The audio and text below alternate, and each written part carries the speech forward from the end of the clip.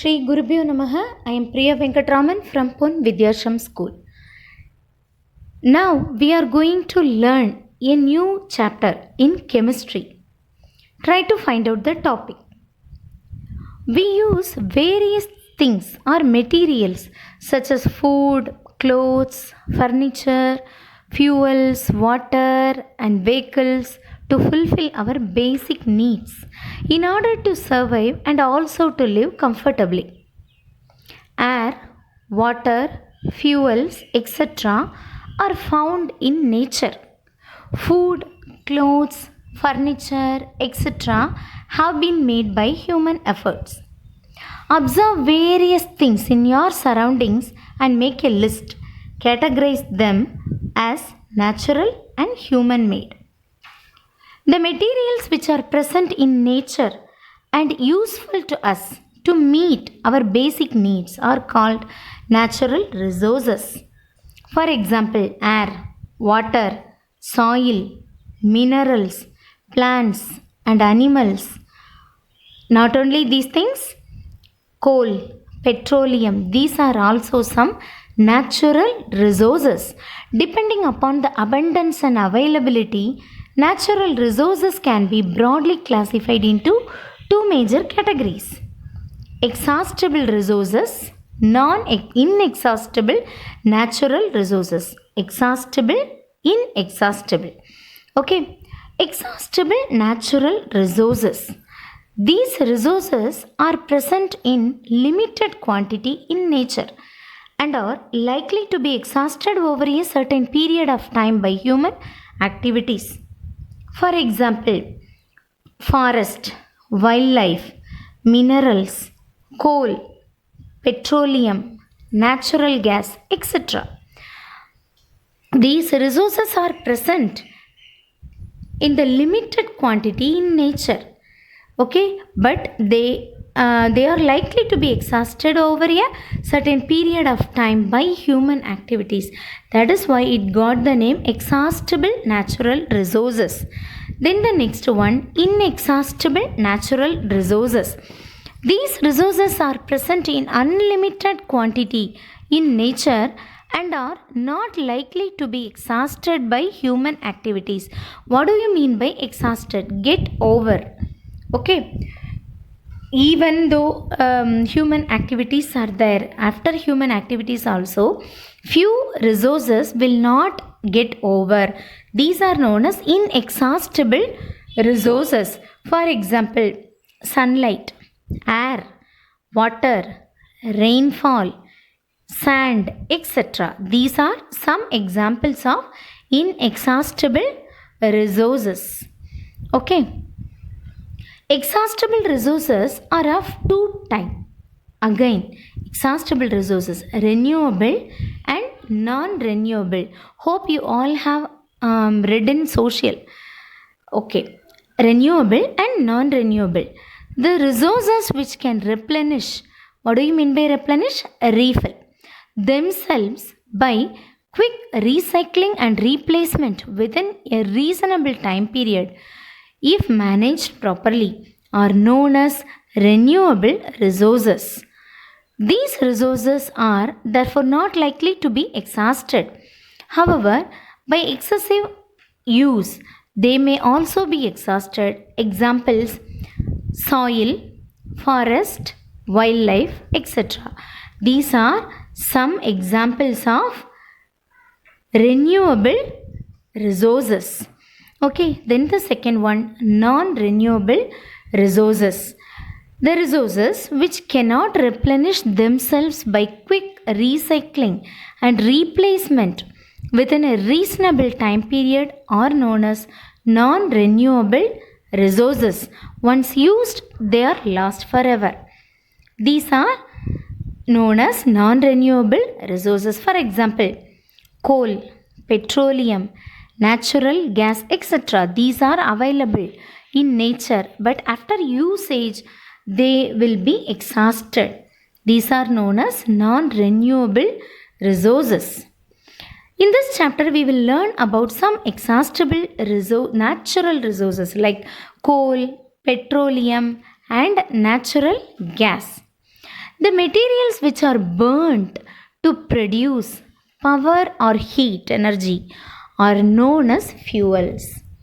Fuels are very important. They play a vital role in our life, right?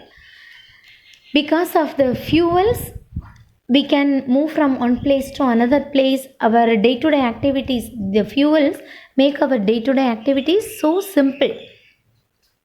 We can travel from country to country, continent to continent. Okay, so materials or substances which are burnt to produce power or heat energy are known as fuels. These are known as fossil fuel also. Then what do you mean by fossil? How do they obtain, or how we are obtaining these fuels? The remains of dead plants and animals buried under the earth millions of years ago are called fossils.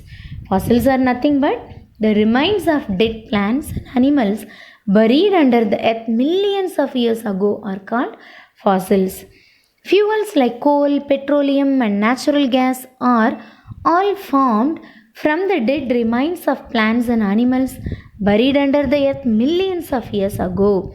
So these are all known as fossil fuels. We will learn, or we will study about one by one the fossil fuels, about the fossil fuels one by one, like coal, petroleum and natural gas. Okay, how they are formed and what are the uses, everything we are going to learn in this chapter. Okay, let me start with coal. Coal is a fossil fuel. It is hard and black in color. Coal is found in deep coal mines under the surface of the earth in the form of coal beds. In India, coal is mainly found in Bihar, Jharkhand, West Bengal, Odisha and Madhya Pradesh. Coal is formed by the gradual decay and compression of remains of plants and trees in the absence of air. The slow chemical process of the conversion of dead vegetation means remains of dead plants, into coal under the influence of high temperature and pressure is known as carbonization. It is an important process. Let me repeat.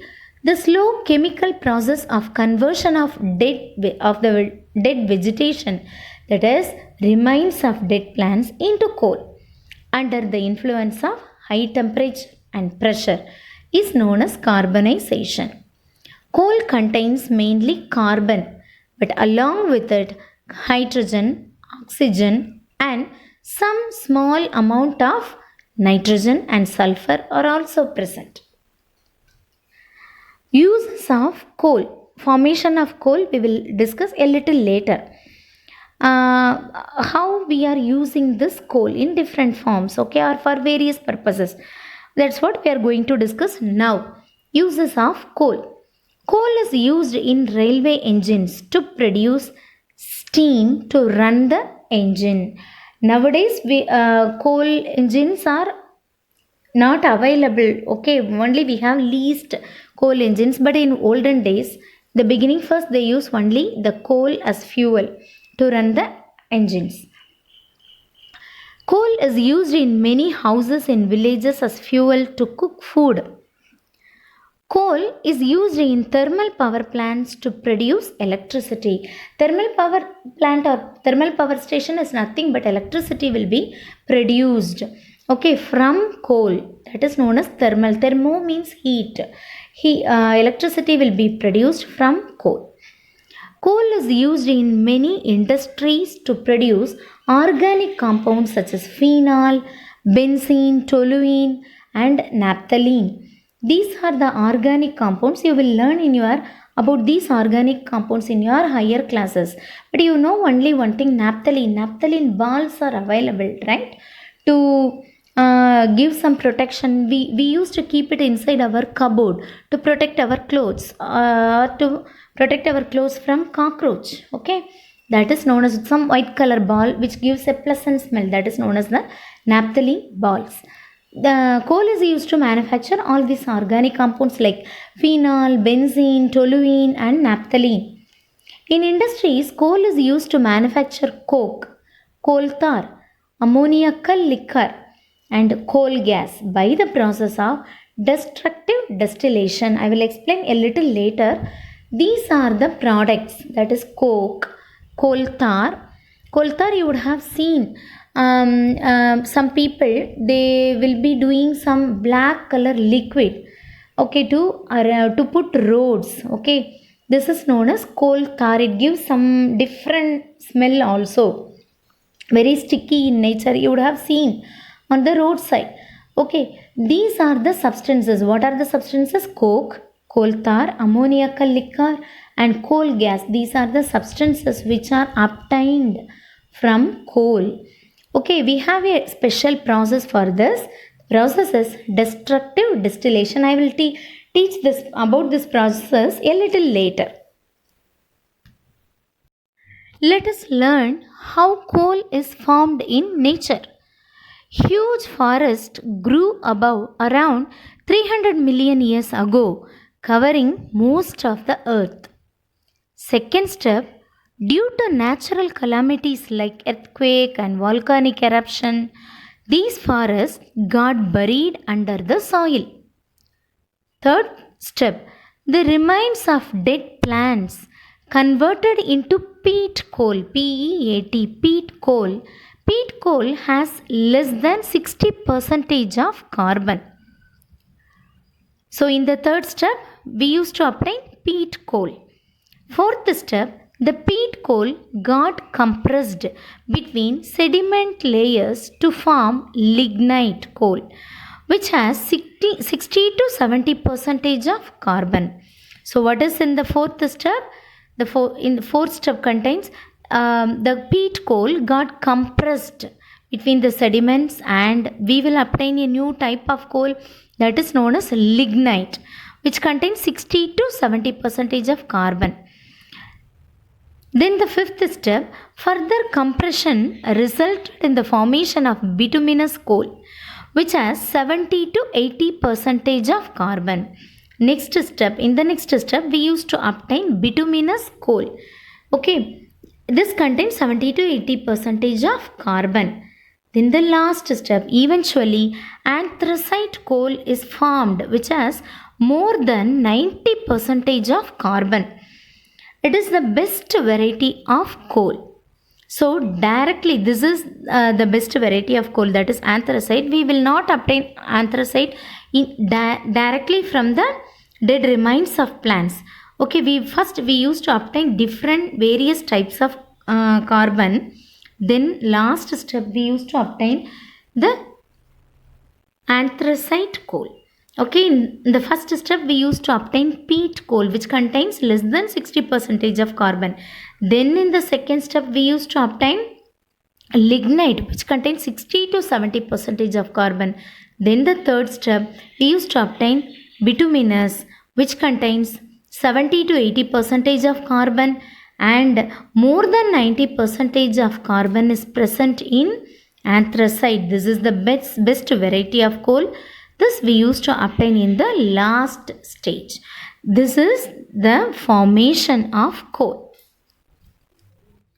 Let us see how coal is formed. Coal is formed due to the process of carbonization. Let us see what is carbonization. Million years ago, the earth had dense forest in low-lying wetland areas called swamp. Over the time, or due to natural processes like flood, these trees died and got buried under the bottom of lake or ocean. Now this is the organic matter. As these trees decompose, they become peat. As more soil called sediments deposited over them, they were compressed and become soft coal called lignite. The more sediments collect over the top with time increase heat and pressure. Under high pressure and high temperature, the lignite got slowly converted to coal. As coal contains mainly carbon, the slow process of conversion of dead vegetation into coal is called carbonization. Since it was formed from the remains of vegetation, coal is also called fossil fuel. Coal is taken out by digging deep inside the earth.